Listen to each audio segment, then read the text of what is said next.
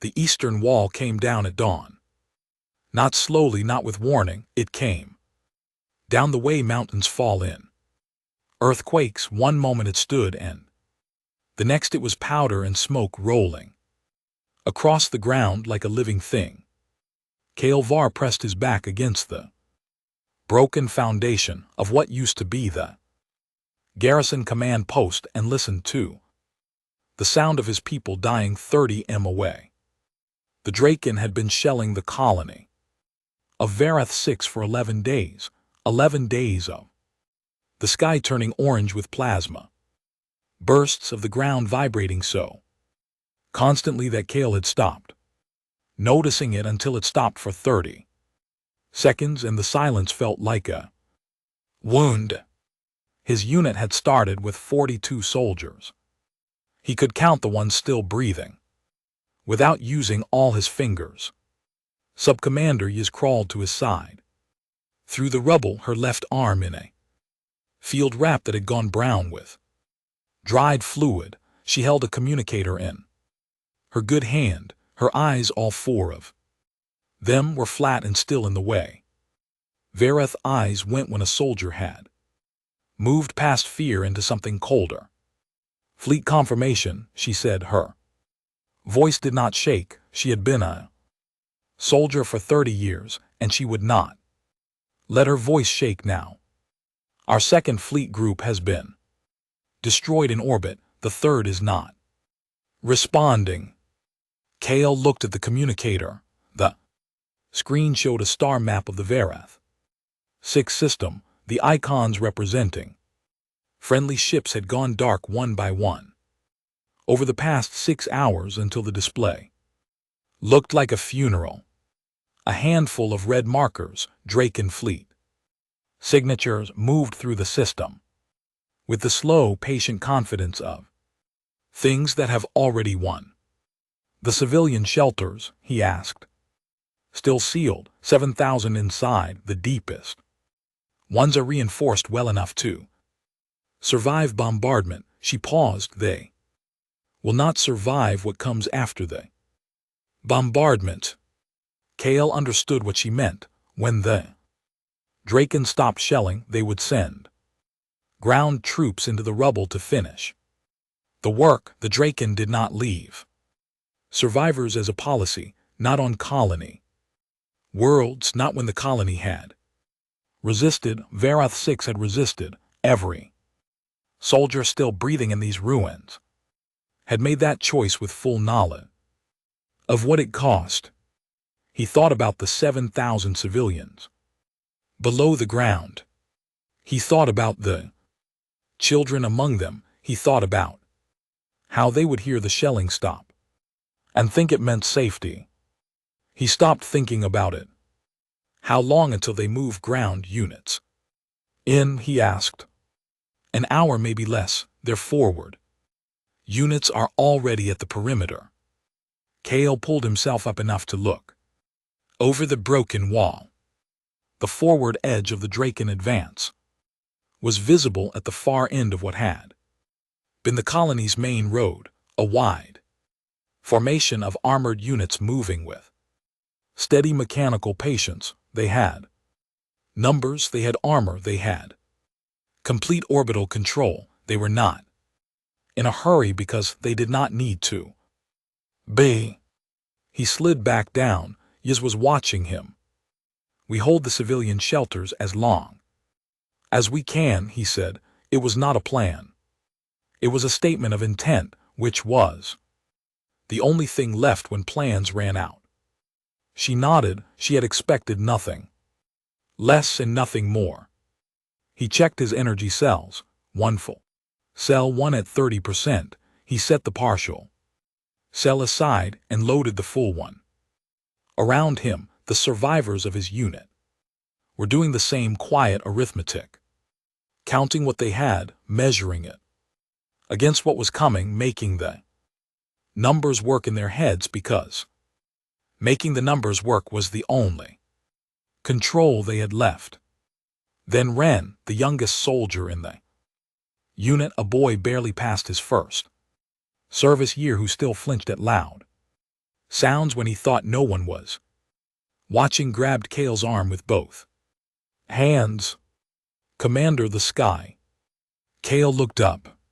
The cloud cover over Vareth 6 was thick and gray and had been for days, lit from below by the orange glow of burning structures, but through a break in the clouds to the north something was moving. Not Draken ships, he knew those silhouettes by now. These were different, longer. The hull configuration was wrong for anything in the Draken fleet.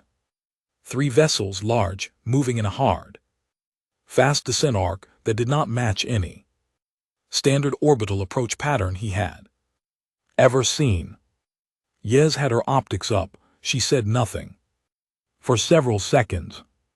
Vareth Alliance transponder codes, she said finally, but the ships are not ours.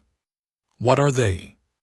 She lowered the optics. Her 4 eyes met his with an expression he had no name for because he had never seen it on her face before. Human, she said.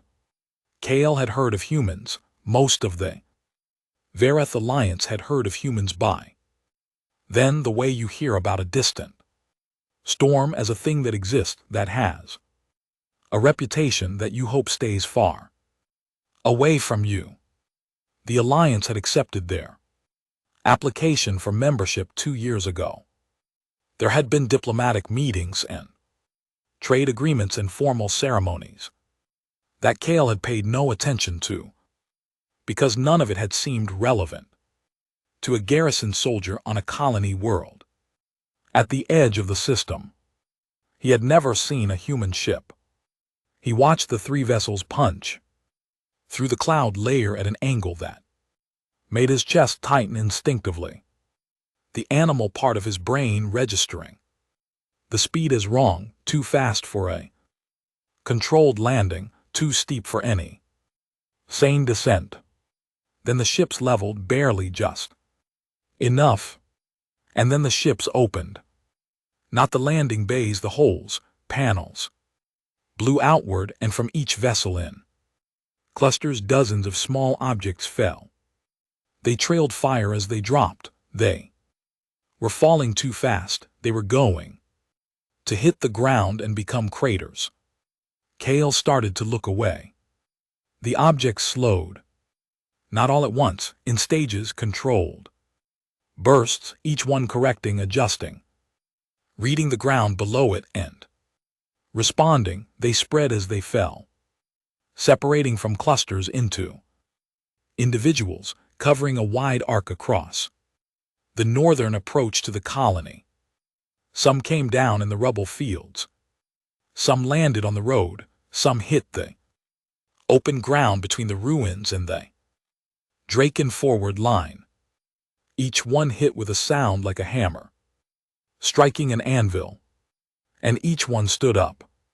Kale had stopped breathing. He was not aware of it. He was watching the northern approach fill with figures, upright, bipedal, covered in armor that caught no light and gave nothing away, moving the moment their feet touched the ground, not pausing, not gathering, not waiting for orders to filter down, moving toward the Draken line. Yissa said very quietly, "There are so many of them." She was right. Kale counted and lost count and started again. Over 200 had come down in the first wave. Even as he watched, more pods were falling from the ships above, which had swung into a wide holding orbit and were now tracking back for another pass. His communicator chimed. The screen showed an incoming signal on an Alliance emergency frequency. The text was in Vareth script, on, translated from whatever language the sender had used. It was short. It said, "Vareth 6 garrison, hold your position. Do not fire on our units. We have the northern approach. Human forces advance. Element 42nd Drop Brigade. We are here." Kale read it twice. He looked at the figures moving across the broken road toward the Draken line. He looked at the ships overhead, still deploying, still dropping fire and soldiers into the ruins of his colony. He looked at Yiz, who was watching him. "What do we do?" Ren asked, his voice cracked slightly on the last word. Kale looked back at the northern approach, 200 and climbing, moving fast, moving without hesitation into a Draken position that had spent 11 days turning this colony into a ruin. "We hold," he said, "and we watch." What happened in the next 4 minutes did not look like a battle. Kale had been in battles, he knew what they looked like. The grinding advance and retreat, the exchange of fire across held positions, the slow mathematics of attrition, wearing both sides down until one of them ran out of will before the other ran out of soldiers. This did not look like that. The human advance element hit the outer edge of the Draken forward position at a speed that did not seem possible for ground troops in full armor. Kale had his optics up now, tracking the contact point, and what he saw made the part of his brain that understood tactics go very quiet. They did not stop at the edge of the Draken formation, they went through it. Not around the flanks, not in a held line advancing meter by meter. They went through the center, a concentrated wedge moving so fast that the Draken units on the flanks were still turning to respond when the leading edge of the human formation had already punched 40 past the contact point and was spreading outward from the inside. A soldier Kale would later know as Connor Webb led the wedge. At that moment Kale did not know his name, he only saw a figure in dark armor, who moved like something that had calculated every angle in the space before entering it, who fired with a precision that did not look hurried even at full sprint, who dropped behind cover and was up again before Kale's mind had registered the crouch. The Draken forward units were good soldiers. Kale would give them that even now, even with the ruins of his colony around him. They responded fast. They shifted formation, tried to close the gap the humans had punched through, brought their heavy weapons to bear on the human flanks. A soldier on the human right flank, Kale, would come to know her as Lena Price. Name he practiced until he could say it without effort, peeled away from the main advance with 3 others and took the Draken heavy weapon position from behind before it could fully rotate. She did not stop moving while she did it. The whole action took 11 seconds. Kale counted because counting was the only way his mind could process what it was watching. His communicator chimed again. "Garrison Commander, this is Webb, Human Forces Advance Element. We are pushing the Draken line back toward the ridge. Grid 7, we need your units to hold the shelter access points. Do not let any Draken ground forces circle back to the civilian sectors. Can you confirm?" Kale stared at the message. Webb, the figure he had been watching tear through the Draken formation, was also managing his communicator mid-engagement, issuing requests for coordination across units simultaneously. Yish was reading over his shoulder. "They are multitasking," she said.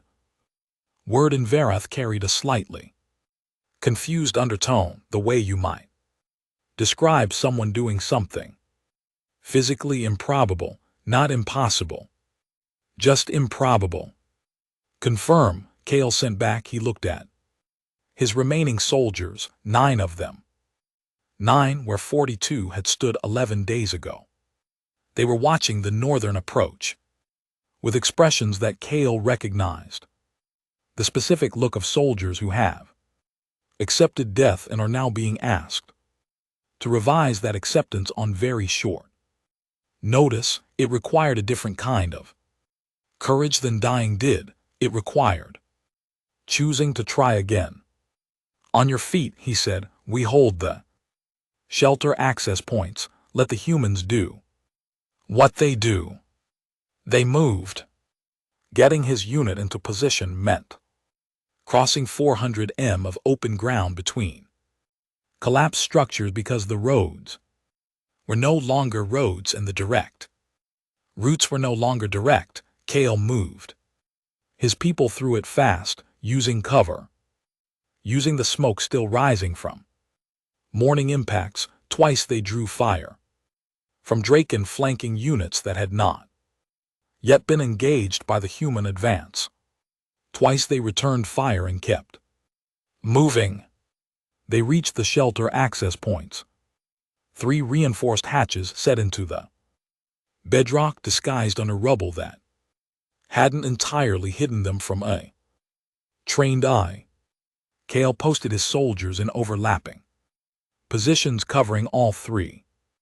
To the north, the battle was loud in a way that was different from the past 11 days of bombardment. The bombardment had been percussion rhythm without direction. This was structured noise. Concentrated fire, then movement, then fire again from a different position. The humans were not holding a line. They were flowing around and through obstacles, constantly repositioning, keeping the Draken units from ever having a stable target. Owen Hart came over a low wall to Kale's left without announcement and crouched beside him.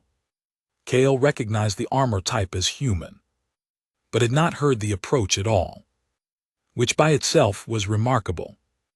Owen was what the humans called a scout. Lighter armor, more equipment attached to the helmet, eyes that moved constantly in small, rapid sweeps. You the garrison commander, Owen said. His translation device rendered the words impassable Vareth, flat but understandable. Yes, Kale vowed.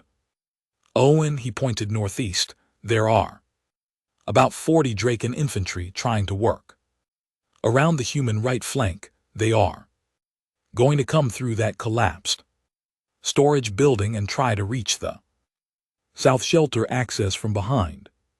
Your people will not see them coming from their current positions. Kale looked at the storage building. Owen was right. The angle was wrong for 3 of his positions. How many of your people can you spare? Kale asked. None right now. That is why I am here. Owen looked at him. He had the eyes of someone who had made many fast decisions in high-pressure situations and had learned to trust the first one. If you can shift 2 of your soldiers to the south corner, and if you can hold for 10 minutes, Webb will have the flank clear and I can loop back. Can you guarantee 10 minutes? Owen thought about it for 1 second. That single second of honest consideration told Kale more about him than any words could have. A liar would have said yes immediately. No, Owen said. But Webb has not failed to clear a flank in the 4 years I have worked with him, so probably yes. Kale shifted 2 of his soldiers. Owen disappeared back over the wall as quietly as he had arrived. Kale pressed himself against the storage building and waited. 6 minutes later, the 40 Draken infantry came through the collapsed structure, exactly where Owen had said they would. They came fast, clearly expecting no defense on this approach, and they ran directly into 2 Varath soldiers who had been waiting behind cover in the south corner for 6 minutes and were completely ready. The action lasted less than 2 minutes. When it was over, Kale had 1 soldier with a minor wound, and the southern access point was secure. He sent a short confirmation to Webb's communicator. The Reply came back in 8 seconds. Good, hold it, we are almost through. The ridge. Kale looked north. The noise of the battle there had changed again, less exchange, more pursuit. The Draken line had not broken yet, but it was bending, pulling backward toward the ridge under pressure that had not relented since the first human boot hit the ground. Yiz moved to Kale's side. She had her optics on the northern engagement, watching the human units work with an expression of professional attention that he recognized. She was studying them, storing it the way a good soldier always studied anyone who was better at something than them. They do not stop, she said. No. In 11 days, the Draken never stopped pressing either. She lowered the optics, but the Draken stopped too. Regrouped to consolidate gains. Every few hours there was a pause. Kale understood what she was saying. The humans had been on the ground for less than 30 minutes. There had been no pause. They are afraid of pausing, she said. It was not a criticism, it was an observation delivered with quiet respect. If they stop, they lose the pressure, so they have built themselves into something that does not stop. Kale thought about that. He thought about the drop, the way the pods had fallen too fast and then corrected, the way each figure had stood and moved in the same breath. He thought about species that trained itself to fall from the sky at killing speed and stand up running. What does a thing like that cost them? He asked. Yes, watch the battle. Ask them when it is over, she said. The ridge was a long shelf of broken rock that ran along the northern edge of the colony, and the Draken had been using it for 3 days as a covered position for their heaviest equipment. When the human advance pushed the Draken ground forces back against it, the heavy equipment opened fire directly into the engagement at ranges that would have been suicidal under any normal tactical doctrine. Normal tactical doctrine assumed that you cared about your own troops. The Draken command had decided they did not care about the ground units at the ridge. They had decided the ridge held something more valuable, and they were right. Kale watched through his optics as the heavy fire tore through the advance line and the human units went to ground, spread thin, suddenly unable to press forward. Connor Webb's voice came through the communicator, clipped and steady. We have a siege platform at the ridge. Tracked Class 4-2 main guns. It is dug in behind the rock shelf. Direct approach is closed until someone removes it. Dale, I need options. Dale Finn's reply came on the shared channel 3 seconds later. Dale was the unit's demolition specialist. Broad-shouldered man with very quiet eyes who Kale had noticed earlier in the engagement for the way he moved, always slightly apart from the main action, always looking at structures and terrain rather than at enemies, calculating things that other people did not see. Yet, I see it, Dale said. The rock shelf is sitting on a secondary fault line from the orbital bombardment. There are stress fractures running under the platform's western track. If I can get a shaped charge against the base of the shelf, the whole face comes down on top of it. Time: 12 minutes to get there, 3 minutes to place if I run. A pause. In the pause, the sea platform fired again. The ground shook. Kale felt it under his feet where he stood 400 m south. Do it, Webb said. Kale found Dale in his optics. The man was already moving, angling east along the base of a collapsed structure, keeping the rubble between himself and The ridge, he was not running in a straight line, he was running in the way that a person runs when they understand geometry, always behind something, always moving at angles that kept him invisible from the ridge. Lana Price fell into step 40 behind him. She had not been told to, she had simply decided to go. Price, Dale's voice on the channel. I do not need an escort. I know, she said and kept going. She was his medic. Cale understood that.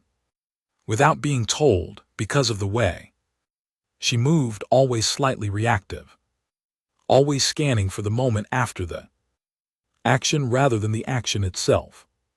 She had saved 3 Varath soldiers in the first hour. She had stopped in the middle of the advance, in the middle of fire, and pulled an injured Varath soldier behind cover and treated him with the same focused calm she apparently applied to everything. Cale had not known what to do with that. He still did not. He filed it and kept watching. Dale reached the base of the ridge shelf. In 11 minutes, he pressed against the rock and began working without visible hesitation, unpacking equipment from a side carrier with practiced hands. The siege platform was 30 above him, and slightly north, it fired twice more. While he worked, each time the ground shook and each time Dale's hands continued moving. Lana was 10 back, watching the approaches from the east, she said. Nothing. She did not check on Dale's progress. She trusted him to do his part, and did hers. Carl Stone arrived from the south. Without announcement, another human soldier Cale had been tracking. A quiet man who had not said a single word on the communications channel in the entire engagement, but who had been without apparent effort in the exact right position every time the line needed someone there. He crouched beside Lana without speaking. She glanced at him and went back to watching the approaches. Carl checked his equipment and watched the ridge above Dale. 3 people at the base of a ridge, 1 of them placing a charge that would bring several hundred tons of rock down 2 from where they were standing. On the communications channel, Webb was still managing the rest of the engagement, holding the forward line place, rotating units to keep pressure on the Draken flanks so they could not redirect forces to the ridge. He did this while tracking Dale's progress and watching the siege platform, and managing the shared channel for 62 soldiers in active contact.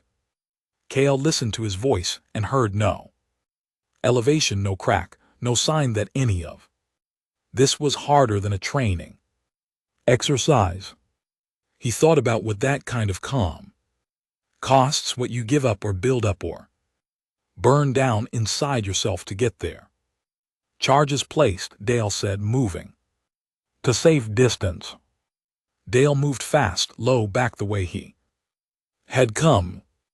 Lena and Carl moved with him without needing to be told, the 3 of them opening ground from the ridge in a tight, controlled sprint. Webb, Dale said, ready. All units pull back 30 now. Cale told his own soldiers to brace. He gripped the foundation beside him and looked at the ridge and waited. The detonation was quieter than he expected, a sharp crack, not a boom.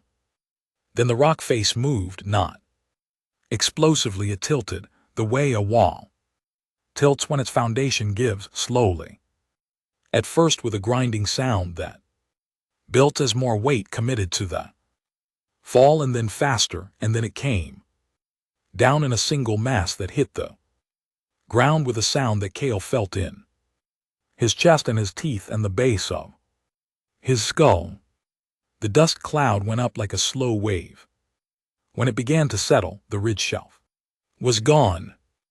The siege platform was buried under 40 m of broken rock. On the channel, Webb said, "Advance." They went forward. What happened in the next 40 minutes was not a battle anymore. It was a door closing. The Draken forces that had been pressing Varath 6 for 11 days, that had destroyed its fleet and shelled its structures to powder, found themselves between a human advance that had not paused once since making contact and a rubble field that now had no cover worth using. They had no siege platform. Their orbital support was not firing into their own ground troops' position. Their command structure, Kale learned later, had lost 3 senior officers the first 10 minutes of the engagement. Not to luck, but to a specific targeting priority the human advance element had been running from the moment they landed. Take out the commanders first, always. The Draken withdrawal began in pieces, units pulling back individually rather than on a coordinated order, because the coordinated orders were not coming from anyone anymore. A withdrawal in pieces becomes something else fast.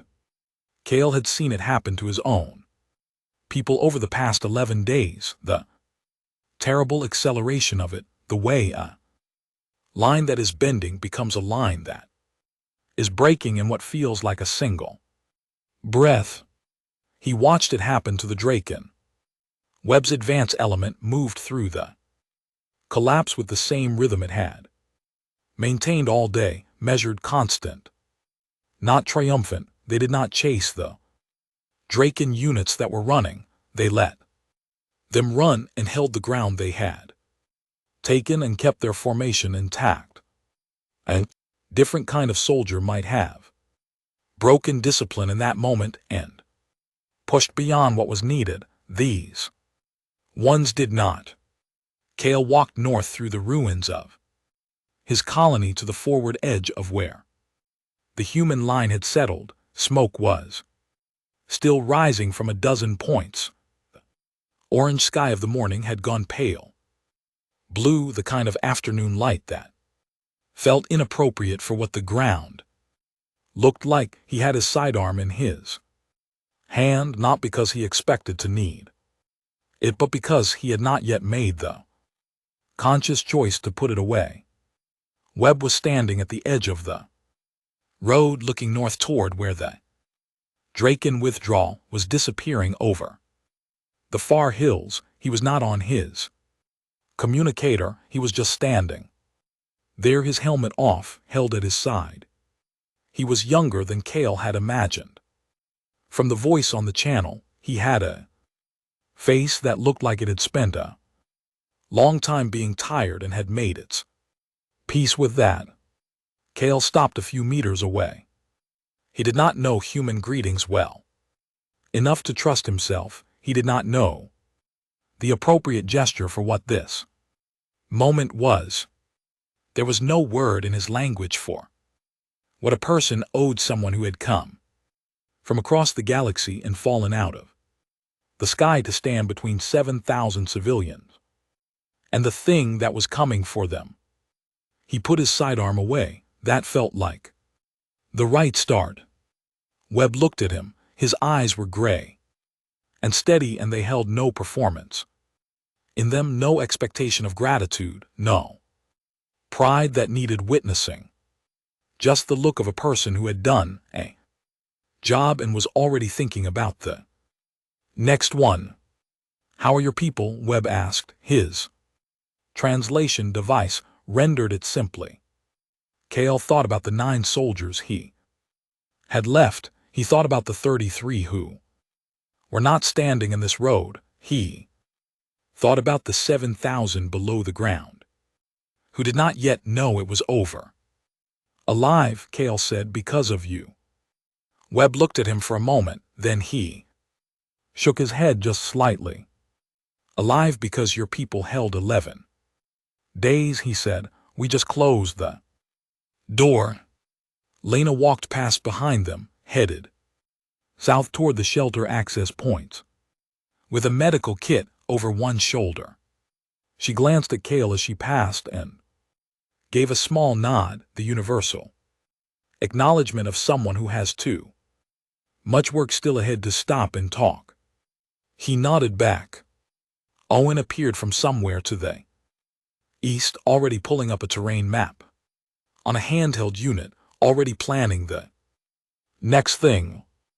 Dale was helping two Varath soldiers move debris off a section of collapsed structure, working alongside them, without a word passing between them, because no words were needed for lifting things together. Carl sat on a broken section of wall and looked at the sky with the expression of a man who was allowing himself 30 seconds to simply be still before the next thing started. Cale watched them, these creatures who had built themselves into something that fell from orbit and did not stop, who had come to a world that was not theirs, for people they had never met at a cost he could not yet calculate, and that they did not seem interested in discussing, who closed the door and said, "You." Held above the three human vessels were still in orbit, moving in slow holding patterns. Cale's communicator showed their transponder signatures clearly. Now, 42nd Drop Brigade Human Forces. Advance Element. He read the designation. Again, Advance Element, a word for the first piece of a larger thing. He looked at Webb. "Are more of your people coming?" he asked. Webb looked up at the ships. Something moved across his face, not quite a smile, not quite something else. "They already are," he said. Cale looked at the sky. He stood in the ruins of his colony with 9 soldiers instead of 42, with 7,000 civilians still sealed underground, waiting for a signal that it was safe to come up, with the smell of 11 days of burning still thick in the air. He stood in all of that and looked up at the sky and felt something he had not felt since the eastern wall came down at dawn. Something that had no good word in any language in the end. Something that felt like a door opening where only a wall had been before. He opened his communicator and sent the signal to the civilian shelters. 3 short pulses, the agreed code for all clear. He imagined the sound of it reaching the deep bunkers. Imagined the moment it was received. Imagined the first breath 7,000 people would take when they understood it was over. He stood in the broken road and waited for them to come up. Above him, the human ships held orbit, steady and patient, and somewhere beyond the far hills, the Draken were still running and would not stop running for a long time, and in the ruins of a colony that should have been a grave, human soldiers moved quietly through the smoke, doing the things that needed doing next. Cale Va, garrison commander of Varath 6, last survivor of a unit that had stood when standing meant nothing but the choice to stand, looked at all of it and made a decision. When the War Council met to discuss what had happened here, and they would meet because the galaxy was watching, and the galaxy would need words for this, he would give his full account, every detail, every minute, what 42nd Dropgate had done and how they had done it, and what it had cost and what it had saved. He would tell them what humans were when the door was closing. He would make sure no one forgot.